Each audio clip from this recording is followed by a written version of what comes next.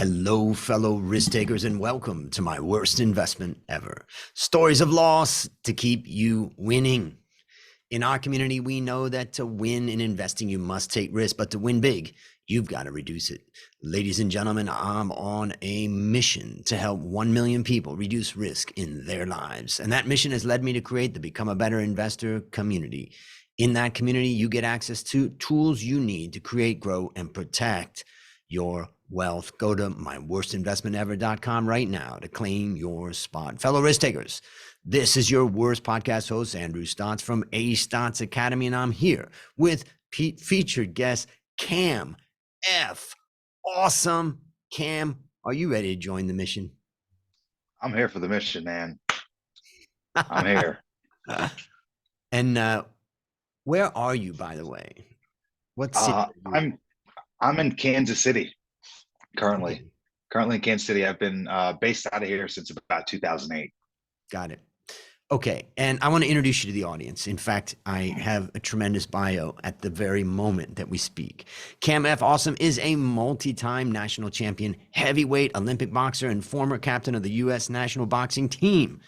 After retiring as the winningest boxer in U.S. history, Cam hung up the gloves and picked up a microphone as a motivational speaker, diversity consultant, event MC, and stand-up comic.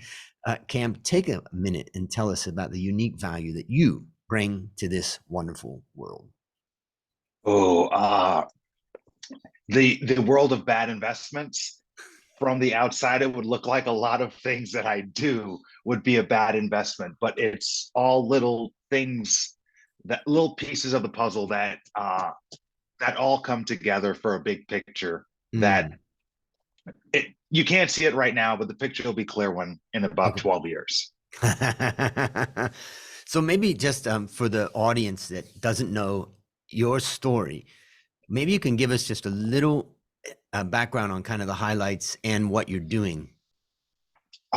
So I got involved in boxing at the age of 16, and I just joined the gym to lose weight. I ended up losing weight, and I got peer pressured into getting in the ring and sparring. And I was so afraid to get hit that my only concern was defense. And I got very good very fast. I'd never made a team before, so it's not that I was athletic. And I realized a formula for success in life is 1 + 2 = 3. In that equation, I am 1, 3 is the goal, and 2 is what I need to do to get to the goal. And I call 2 number 2 because it is the crappy part of the job. And to me, I'm 1, 3 is winning, 2 is not getting hit. And I figured that equation out. And I realized I could be the #1 boxer in the country relatively easy if I followed that equation. And I bet on myself. I decided not to go to college. I said I was just going to do this boxing thing. And when I made it to my first national championships, it was 2 years into the sport. And when we had to fill out our bios, we had to our height, our weight, our reach. And the last question was, what do you want out of boxing? And most people put championship belt, heavyweight champion, Olympic gold medal. The reason why I boxed was because I figured it would be a way for me to get a TV show. So I put to be a good role model and to have my own TV show, because in my mind, I was just going to easily win all these tournaments, eventually do a crazy interview. Someone would see me do something funny. An agent would say, "Hey, kid, you've got an act for this." I didn't know exactly how it was going to work, but I figured that's how it was going to work. So I just invested a lot of my time into just being good at boxing, because I figured I could eventually transition into something else. Interesting. That's kind of one question I have about defense. Is it when you win through defense, is that because everybody's all practicing offense, and therefore if you just spend more time on defense, you're going to be in a better position than other people? Or what is it that you think helped you to win so much? So I was about 200 pounds. So what I did is I gained a couple pounds so I can fight in the super heavyweight weight class. Right. So I was about 203 pounds fighting guys who were like 260, 280. And everyone thought I was crazy. But my thought process was, if you can't hit me, you can't win. And because I'm so much smaller than them, if I'm in really good shape and I just move a lot, Right. they'll eventually get tired from throwing punches. And then I would just win because of they're exhausted. Wear them down. So yeah, that was my strategy. I lost every first round. I didn't care about the first round, and I would just dominate the end of the fight. And so I But guess I you had just to had to be make in good condition to execute that strategy. it was a yes. It's a gutsy move because at the beginning of the fight, I just say, well, I don't know because I don't know how much is in my opponent's gas tank. Mm. And if I have this strategy of getting him tired, if I got tired first, I'm up the butt creek. Yep. So Yep. it was a ballsy move on my part, but it was risky. It was a risk. And I wonder if we think about that in a corporate environment, in a business environment, in setting strategy for yourself and your personal development, taking it outside of boxing, have you seen parallels that it can apply? Oh yes. For one, the level of confidence you can achieve through preparation, because one of the things we do is we kind of think we have things, and we're like, oh, I think I could pull this off, or did I prepare enough for this meeting? Yeah, I think I have.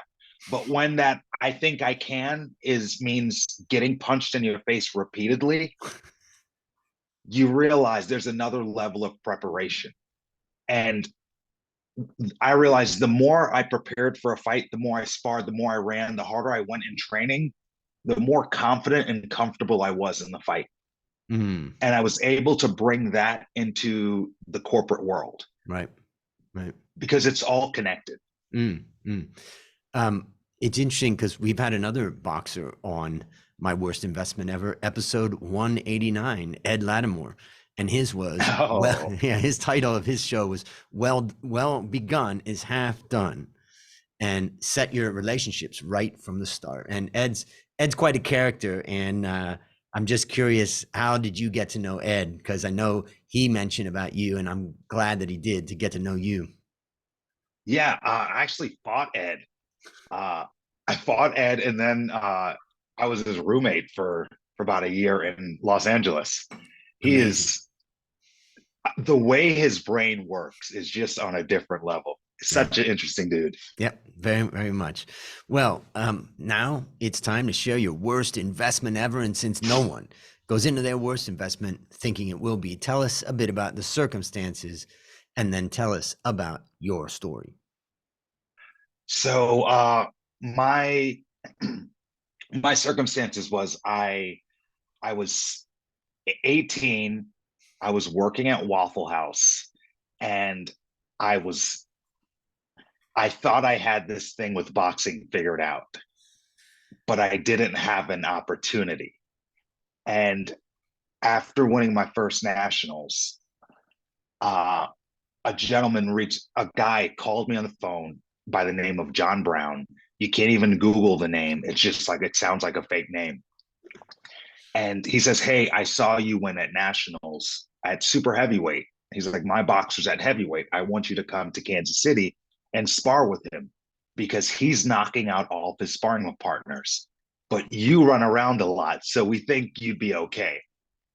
And so I took my 6 days off vacation at Waffle House, and I went to Kansas City, and I would spar. And the guy was spar who's tough, Jeremiah Graziano. They called him Wyson, the White Tyson. He fought just like Mike Tyson, an Italian guy, Mm, and killer. yeah. Yeah. And the sparring went well, but he allowed me to work in his warehouse off the books. And then after the 6 days, I went back to Waffle House, and John Brown invited me back to Kansas City for a month.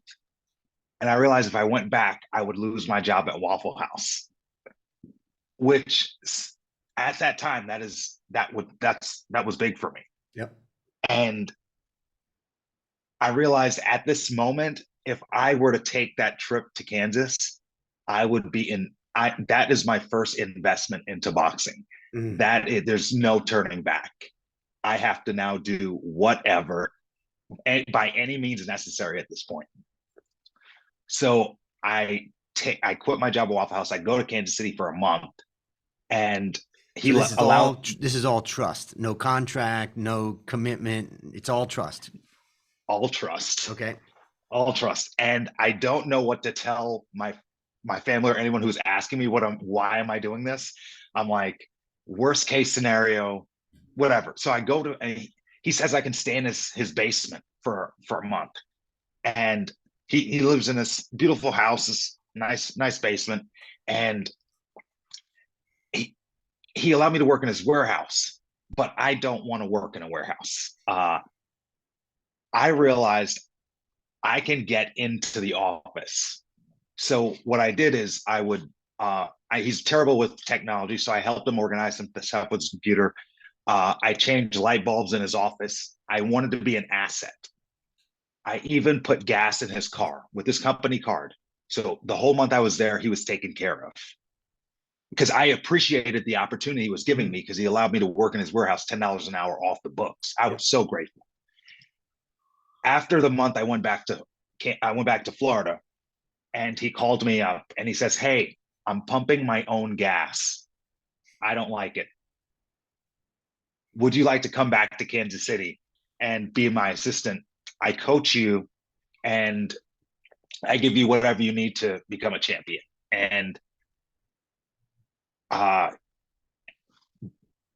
I said yes. And he's like, "But do you want some time to think about it?" I said, I don't need any time. Yeah.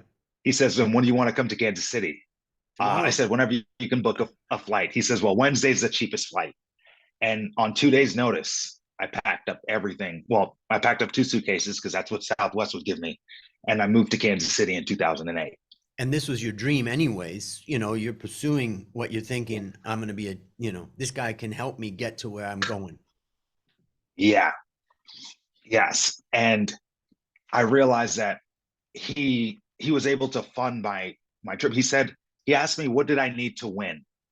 And I said, I figured out this formula. And I said, all I need is to get to the fights. I couldn't afford a plane ticket or anything. I said, if you could just pay, I don't even need a coach. I can do this by myself. And he didn't think I was serious. And he said, okay, he would pay for me to fly to California for a tournament for nationals. I fly in, I register myself. I warm myself up. I wrap my own hands. I get a random person to work my corner. I win Monday, Tuesday, Wednesday, Thursday, Friday. He flies in Saturday, works my corner for the finals, because that's when the cameras come out. We take our pictures together, and he's like, "Do you need anything?" I say no, and I go about my business.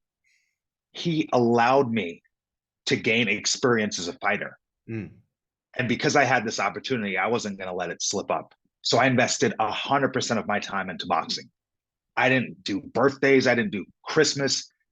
I could have went back home to Florida for Thanksgiving or Christmas to spend time with my family.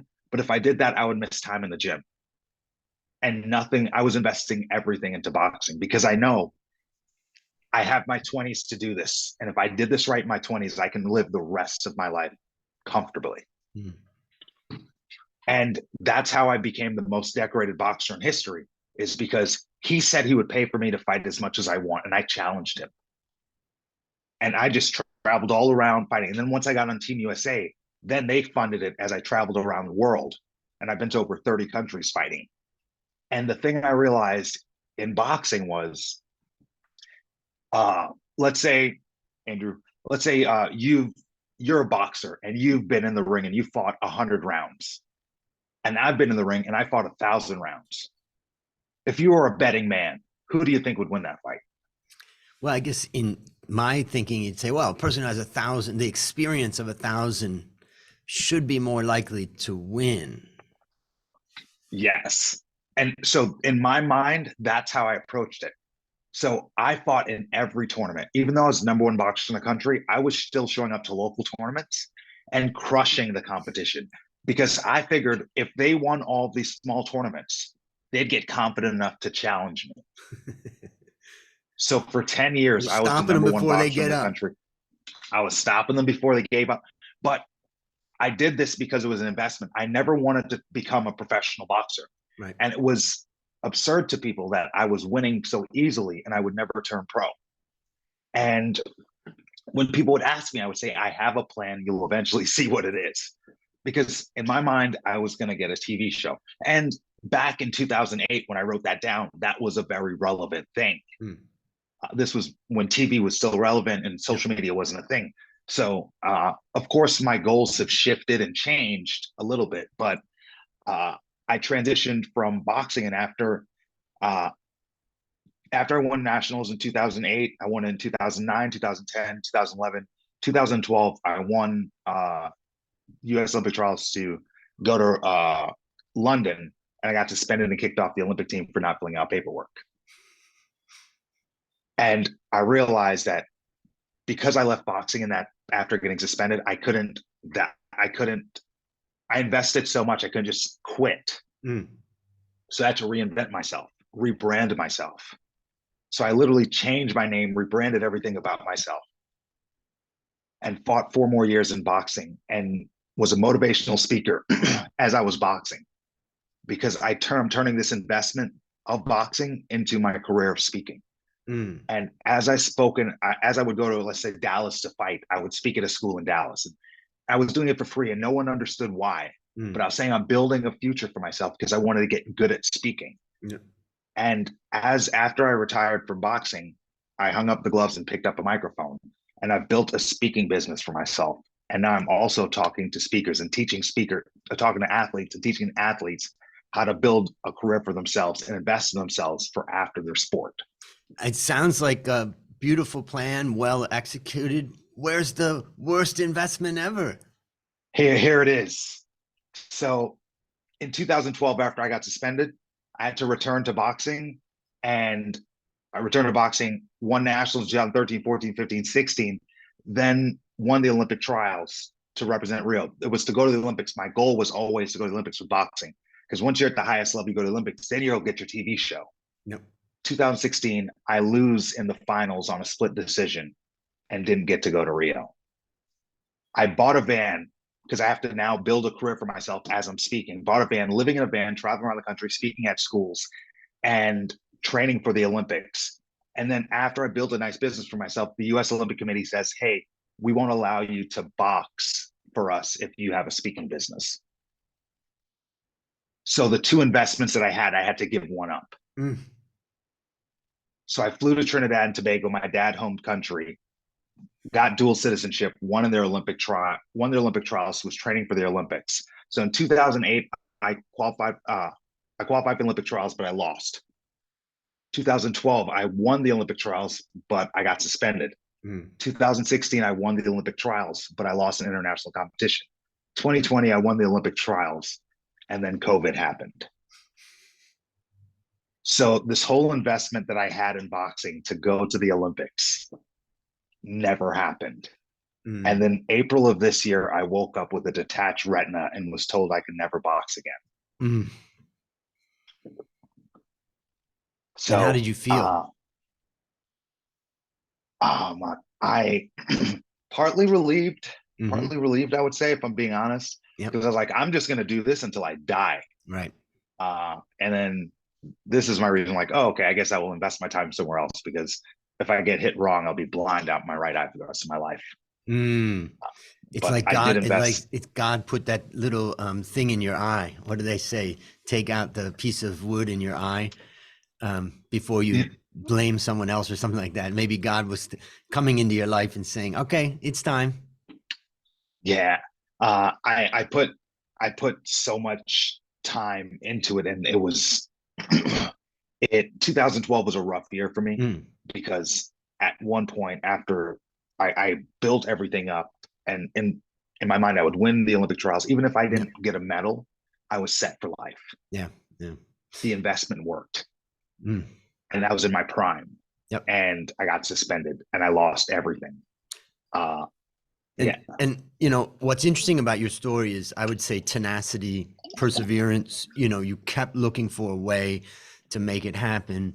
And then I would say, to some extent, randomness comes along in our life, like COVID as an example.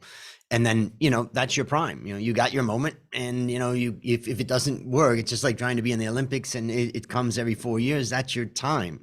How would you describe the lessons that you learned from this? Um, I I realized that there are ups and downs in your investment, and if you're willing to ride out the down long enough, you can at least come back up to at least break even, if not win. Because in 2012, when I went down, I took a big loss. Mm, I put everything in that bucket, and I even ruined my name, so I had to change my name. mm, Uh, but in my mind, if you have that Olympian title, you know, it, to me it was worth the investment. yeah, yeah. Uh, I didn't get it, but I didn't get it, but life gave me lemons. I'm making lemonade. Yep, yep. Maybe I'll summarize a couple things. I think yours is a good story for all of us to remember, that you've got to persevere. You've got to be willing to pivot. You've got to set your dreams and your goals. But remember that sometimes what you set as your goal or your dream is not what you're going to get. But that doesn't, but what you're going to get along the way is really what life's all about. In fact, there's many people in this life that have gotten some big thing at some big success, but just because, and some of that's purely random, or it wasn't planned or whatever. But the point is, life is about the journey and what you make of that journey. I think about Cam, my mother, like, she spent her life, she did the right thing. She married at a young age. She found a great guy. She lived with my father for 59 years. They had a great retirement. He passed away. And then next thing you know, she's in Thailand living with me. Nobody would ever have predicted that. And that's what life is. Life unfolds as we're living it. And so I think the inspiration also that comes from this for me is, look at the journey and look at what you're gaining as you're going through the journey. And then there's many places where what you're gaining can be applied, like inspiring others. Anything you would add to that? Yes, I would say, and I say exactly in 2008, I said I wanted I wanted a TV show. Sometimes our goals from afar looks a lot different when we get close to it, and it's supposed to, because life changes, everything evolves. But just because the goal it's going to look a little bit different, doesn't mean you should stop chasing it. Yeah. In English, we have a saying that says, good from far, but far from good. And in Thai, they have a saying called Sui Loi Met, which means beautiful from 100 meters. And many of the goals that we set look beautiful from 100 meters, but when you get up there, like one of my goals, I said I want to be the leader of a division of a company, like that. And once I got into a corporate environment, I mean, I managed to survive in it for 20 years, but I realized, no, that's not really what I wanted. And so, yeah, sometimes it's Sue Loi Met. So based upon what you learn from this story and what you continue to learn in your life, let's think about a young man or woman in a similar situation. What one action would you recommend our listeners take to avoid suffering the same fate? Oh, I would say, if you have no dependents, as myself, because I had no kids or anything like that, so I can take bigger risks. Yep. Yep. I would say put all of those eggs in the basket, Yeah. because even if the basket falls, the experience you've gained, if you keep going, the stuff you learned from dropping that last basket will gain you more success in the future. Uh, Yeah. I say swing for the fences every time, and that's just how I play. Yep. It's great. And, the fact is, you wouldn't have gotten to step number 2 and step number 3 and step number 4 if you hadn't have done that. So I think that's great advice. So now let me ask you, what's a resource that you'd recommend for our listeners of your own or any others that you would recommend? Uh, a resource, I would say, actually, here's a great resource: the public library here in the United States. Yep. I was bragging that I got my girlfriend's discount card from Barnes and Noble, and someone was like, "Yeah, but the library's free." And I went to the library, and it is free. They have all of the books. They even have audiobooks, and I'm constantly there every week. I go to the library, and that was one of the greatest resources I can give, and it's free. Yeah. Great advice. Great advice. Libraries are amazing. All right. Last question. What is your number one goal for the next 12 months? My number one goal for the next 12 months is uh, to make motivational humor a more well-known thing. Uh, I'm currently going on tour and I'm building my speaking business. I'm investing a lot into it, and I want to transition it into motivational humor and make that a genre. But that's going to take a lot of time, a lot of marketing, and a lot of promoting, a lot of speaking. Uh, Well, but I'm you're invested. You're a man who's shown your ability to persevere. So way to go with that.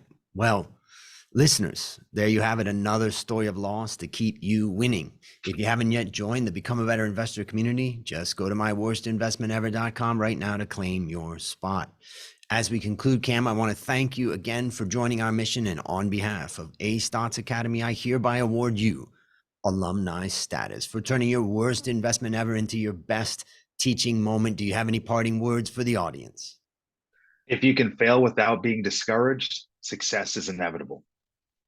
Wow.